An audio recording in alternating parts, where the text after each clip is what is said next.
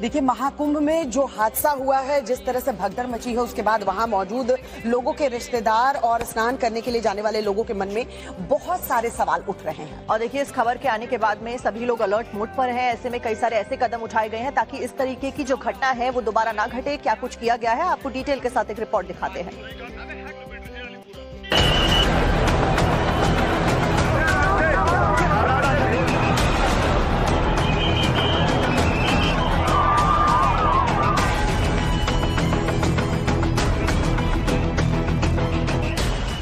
प्रयागराज महाकुंभ से संगम तट पर भगदड़ और मौतों के बाद मुख्यमंत्री से लेकर सभी अधिकारी सुपर एक्टिव हैं, क्योंकि यूपी सरकार और महाकुंभ प्रशासन दोबारा ऐसी किसी अनहोनी को होने से पहले रोक देना चाहती है और इसलिए महाकुंभ में भगदड़ के बाद 5 बड़े बदलाव किए गए हैं।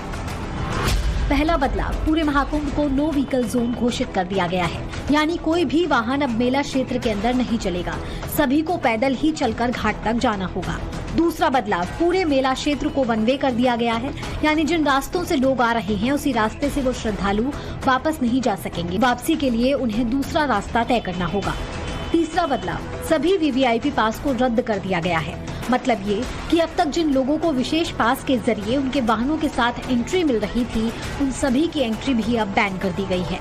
चौथा बदलाव, प्रयागराज से सटे जिलों से आने वाले सभी वाहनों को अब शहर में एंट्री नहीं दी जाएगी और आसपास के शहरों से प्रयागराज आने वाले सभी वाहनों को जिले की सीमा पर ही रोक दिया जाएगा। पड़ोसी शहरों से आने वाली बसों को भी कैंसिल कर दिया गया है।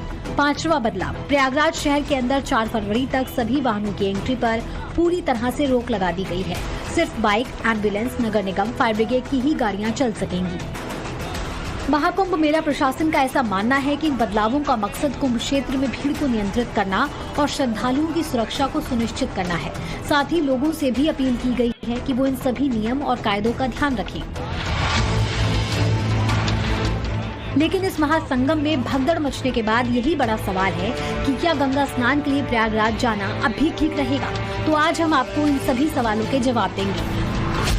अगला यानी तीसरा अमृत स्नान 3 फरवरी को, चौथा 12 फरवरी को और आखिरी अमृत स्नान 26 फरवरी को है। वैसे तो महाकुंभ में अमृत स्नान का खास महत्व होता है, लेकिन जरूरी नहीं कि महाकुंभ जाने वाला हर श्रद्धालु अमृत स्नान ही करे। महाकुंभ के किसी भी दिन मां गंगा में डुबकी लगाएं, पुण्य बराबर मिलेगा।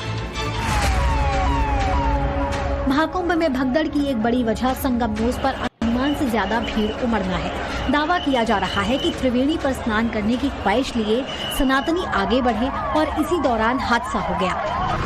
ऐसे में अगर आप महाकुंभ में स्नान करने जा रहे हैं तो जरूरी नहीं कि संगम पर ही स्नान करें। मां गंगा, यमुना और अदृश्य सरस्वती की धारा का मिलन जहां होता है, जरूरी नहीं है कि वहीं पर डुबकी लगाएं।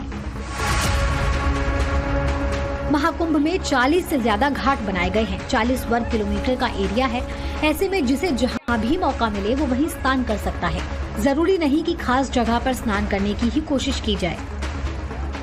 लगभग 15 से 20 किलोमीटर के दायरे में अस्थायी घाट बनाए गए हैं। उसमें कहीं भी वे स्नान कर सकते हैं।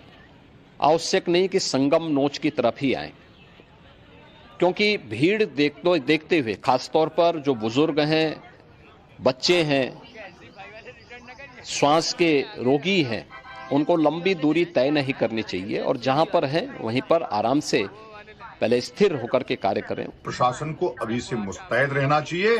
प्रशासन को ध्यान रखना चाहिए कि ज्यादा लोग संगम नोज पे इकट्ठा न हो। वह स्थान छोटा है और ये बताएं लोगों को, धर्माचार्य बताएं इस बात को कि पूरे पंचकोश में प्रयाग में स्नान का समान ही महत्व है। कोई अलग महत्व नहीं है। जहां भी स्नान करेंगे वो संगम ही है, वो पुण्य क्षेत्र ही है, वहां अमृत ही मिलेगा आपको। महाकुंभ में स्नान के बाद बहुत देर तक नहीं रुकना चाहिए। ये वो पॉइंट है जिसकी वजह से दिक्कतें पैदा नहीं होंगी और फिर दूसरे श्रद्धालुओं को स्नान करने का मौका मिल सकेगा। जितना ज्यादा वक्त स्नान के बाद लगाएंगे वो दूसरों का इंतजार लंबा कर देगा। जैसे संगम घाट पर हर घंटे 11 लाख